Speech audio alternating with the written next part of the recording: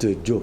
Chérif Diop, Monsieur Mahmoud Diop est le secrétaire général du ministère de la fonction publique. Bonsoir, Monsieur Diop. Bonsoir, madame. Alors, on a entendu le ministre de la fonction publique lors d'une conférence de presse annoncer que près de 26 000 actes de près de 50 000 enseignants ont été traités. Pour revenir, pour dire également que près de 16 000, parce qu'il y a des chiffres, je vais encore regarder, près de 16 000 ont été produits pour près de 25 000 enseignants. D'abord, les actes, pour que les Sénégalais comprennent, cela veut dire quoi? Produits, traités, des actes, c'est quel genre d'actes? Merci beaucoup, madame, pour votre invitation. Les actes, c'est un ensemble de documents administratifs qui sont produits dans le cadre de la gestion de la carrière des agents de l'État. Il y a un grand ensemble des agents de l'État, il y a les agents fonctionnaires et les agents non fonctionnaires. Ils avancent, ils sont recrutés, ils avancent, ils font des sorties et des retours, disponibilité, détachement, et ils reviennent. Et en fin de carrière, ils sortent de la fonction publique. Ces actes ponctuent cette trajectoire professionnelle des agents de l'État et c'est des actes qui ont souvent une incidence financière. Parce que si vous avez un acte d'avancement, ça peut se traduire par un changement de votre indice et induire une augmentation de votre salaire, par exemple. Donc ce sont des éléments aussi qui permettent, surtout aux enseignants, de pouvoir avancer en grade et de pouvoir se présenter dans le cadre de commission pour les mutations. Donc ce sont des actes extrêmement importants. La fonction publique, étant donné qu'elle administre la carrière des agents de l'État, elle est donc amenée en rapport avec d'autres ministères, à produire des actes qui, chaque fois, ponctuent la trajectoire de la carrière des agents de l'État. Alors, on a quand même un ministre qui ne parle pas beaucoup, les enseignants l'ont dit, ils lui ont réclamé la signature des actes depuis plus de 10 mois. Lors d'une conférence de presse, ça ne fait pas une semaine, ils ont d'ailleurs, le G7, les syndicats des enseignants les plus représentatifs, ont même demandé son départ de la tête du ministère. Et le lendemain, le ministre est sorti pour dire que des actes, près de 16 000, ont été déjà produits. Le ministre ne parle pas beaucoup, mais elle travaille beaucoup. Ça, je puis l'assurer, puisque nous sommes ses collaborateurs les plus proches. Et par rapport à ces actes-là, juste pour illustrer ce que j'ai dit, en 2019, nous avions produit au sein de la fonction publique 18 212 actes qui devaient impacter un périmètre de 34 790 agents. En 2020, nous sommes tombés à 16 060 actes pour un périmètre de 27 748. Cela s'explique par la Covid. Tout le monde sait que l'année 2020, il y a eu la pandémie.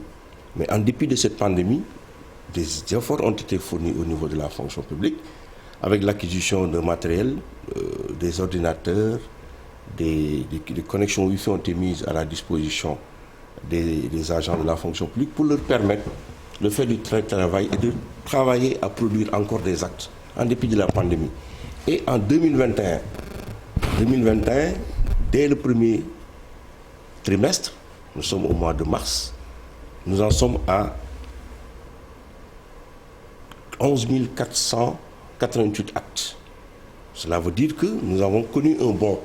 Si nous avons réussi à produire presque 12 000 actes en l'espace de 3 mois, cela veut dire que si l'on maintient la cadence, d'ici la fin de l'année, on aura battu bien des records. Les enseignants ont dit que le ministre refuse de signer les actes. Ils lui ont réclamé depuis 10 mois la signature.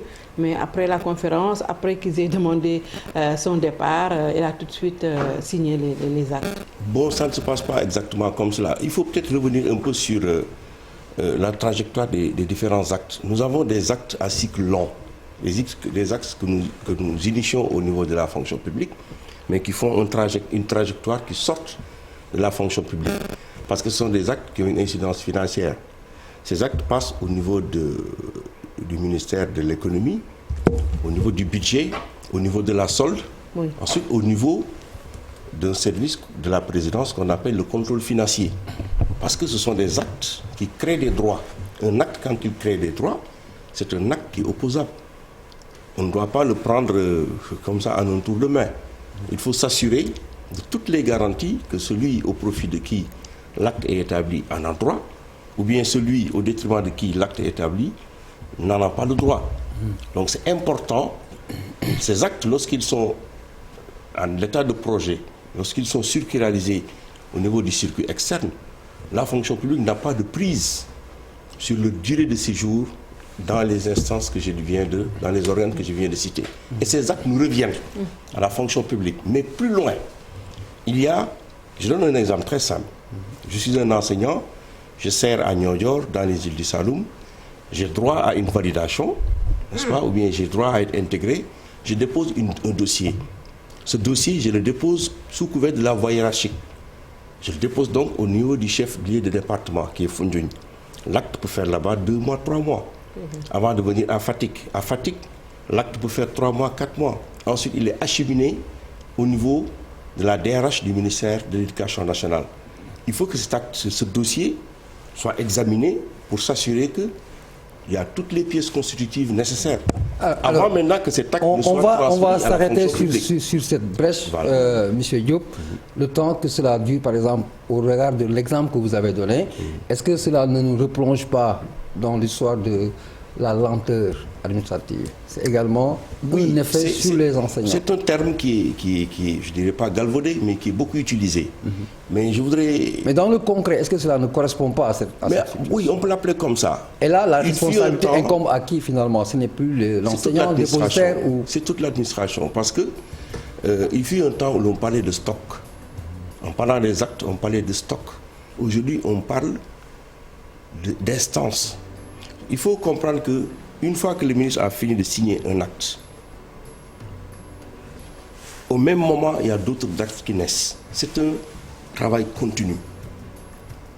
Aujourd'hui, on chante, on parle de la solde qui fait d'excellents résultats. Nous sommes dans le même moule. Mais si aujourd'hui la solde parvient à faire ces résultats, c'est parce que si la solde était un meunier, pour utiliser une métaphore, c'est nous qui lui apportons les graines, qu'il transforme maintenant en farine. Alors, donc c'est les actes qui permettent aux gens de pouvoir avancer dans leur carrière ou bien de peut-être avoir... on vous le concède. Et en vous écoutant, par exemple, convoquer les chiffres, il est établi aujourd'hui que des efforts ont été consentis. Absolument. C'est vrai. Mais la question, elle vient maintenant. Aujourd'hui, est-ce que cette corporation des enseignants, l'enseignement reste l'enseignement, l'éducation, son importance, mais le constat, c'est que les revendications sont récurrentes. Est-ce que c'est la corporation qui est incomprise ou c'est l'État du Sénégal qui est organisé en sorte qu'il ne peut pas satisfaire la demande des enseignants? C'est un dialogue permanent. Moi-même qui vous parle, je suis enseignant de formation. Et le ministère de la fonction publique a cette particularité d'avoir un ministre qui est enseignante, un directeur de cabinet qui est enseignant, un directeur général qui est enseignant, un secrétaire général qui est enseignant. Et presque tout son cabinet, ce sont des enseignants.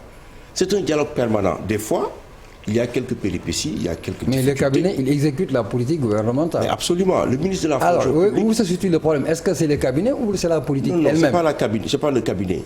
Vous savez, le nombre d'enseignants augmente au fur et à mesure que des demandes naissent.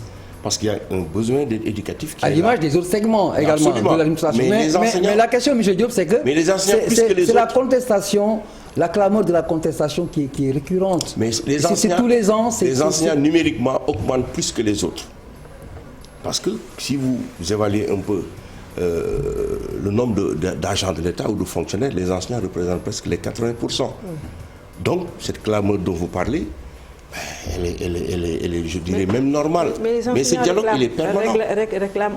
Dénonce souvent les lenteurs administratives. Et à l'époque, on avait entendu parler du guichet unique. Oui. À quoi cela a servi si les lenteurs persistent? Nous sommes allés beaucoup plus loin que le guichet unique. Oui. Parce que le guichet unique consiste à mettre ensemble tout ce qui intervient dans le processus in situ, dans un même lieu, pour faire un travail à la chaîne. Aujourd'hui, la fonction publique est dans une posture de dématérialisation. En quoi faisant? Les actes ne sont plus traités physiquement, ou bien ils le sont de moins en moins. On a de plus en plus recours. Si on peut signer presque 12 000 actes en un semestre, en un trimestre, c'est parce que ce n'est pas physique. Et je vous assure, il fut un moment où tous les soirs, ou bien tous les week-ends, on voyait rentrer le ministre de la fonction publique avec des actes dans sa voiture, plein d'actes, plein de caisses. Parce que à la fonction publique, on prolonge le bureau jusque dans l'intimité de son foyer. Donc c'est un travail qui est fait. Les actes, vous les éteignez, pour ainsi dire, vous les satisfaisez.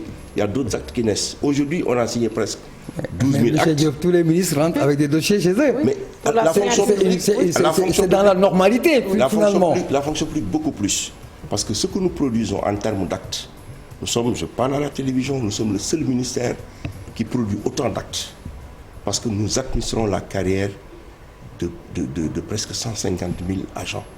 Nous sommes le plus gros employeur. Combien d'actes restent dans le circuit? Les actes, aujourd'hui, le ministre a signé. Avant qu'elle n'ait fini de signer, il y a d'autres actes qui naissent. Vous ne pouvez pas dénombrer. Parce que c'est un cycle. Mais pourquoi faudrait-il pas que ce dialogue dont vous avez évoqué tout à l'heure soit enfin un moyen d'aller dans le sens de la réconciliation, que les gens se comprennent. Vous avez insisté en disant qu'il y a toujours des dialogues, ou un dialogue.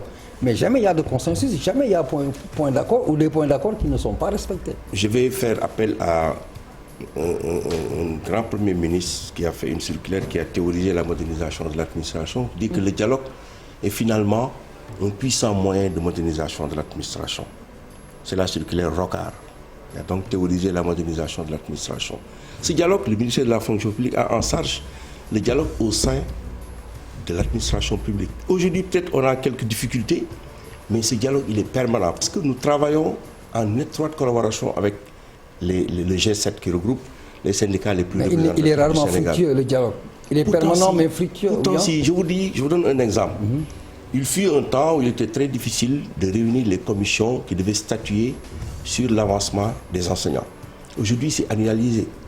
Et récemment, nous sortons d'un séminaire qui nous a permis, en rapport, en collaboration étroite avec les enseignants, de faire le bilan, de poser un diagnostic sans complaisance coupable. Et ça nous permet d'aller beaucoup plus loin. Et aujourd'hui encore, nous sommes dans cette dynamique. Et Madame le ministre de la fonction publique est aujourd'hui, plus que par le passé, disposée à renouer ce fil du dialogue, à l'amplifier, à lui donner toute la contenance nécessaire pour qu'on puisse dépasser cette situation et aller plus loin. On a entendu également les enseignants demander le rappel, je ne sais pas, sur leur salaire. On a entendu également Madame le ministre dire que plus de 170 milliards ont été... 166, près de 170 milliards. C'est près de 170 milliards qui ont été décaissés en guise de rappel.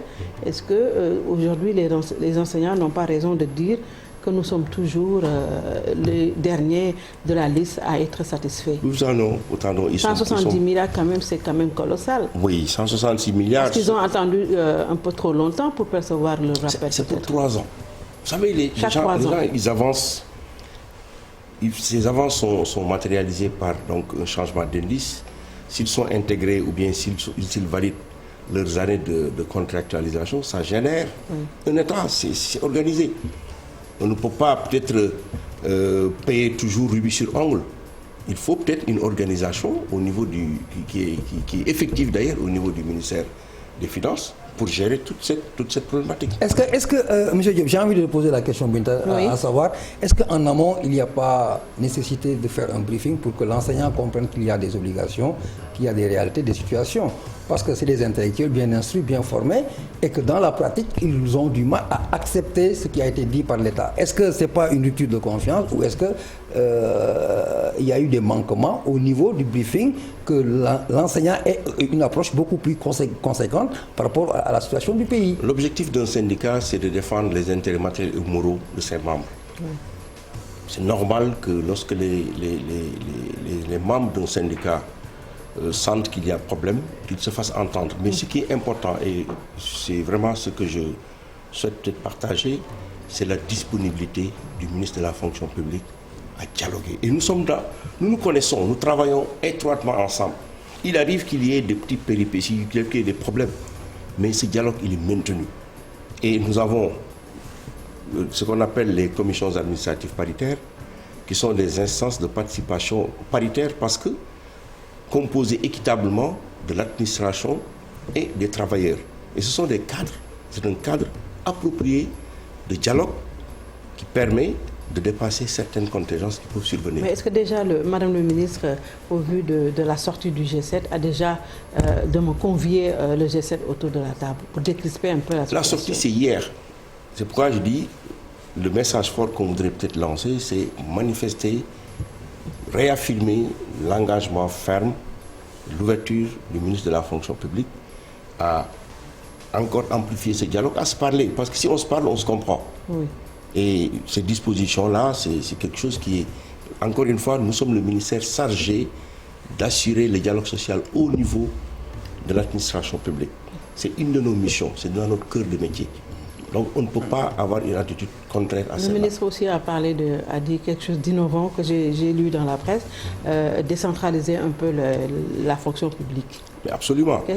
Nous sommes dans une dynamique de travailler à rapprocher l'administration des usagers. Oui. C'est pourquoi aujourd'hui, à travers un programme qu'on appelle le programme d'appui à la modernisation de l'administration, qui a pour objectif de traquer les efforts fournis pour moderniser l'administration, de les accompagner et de les amplifier.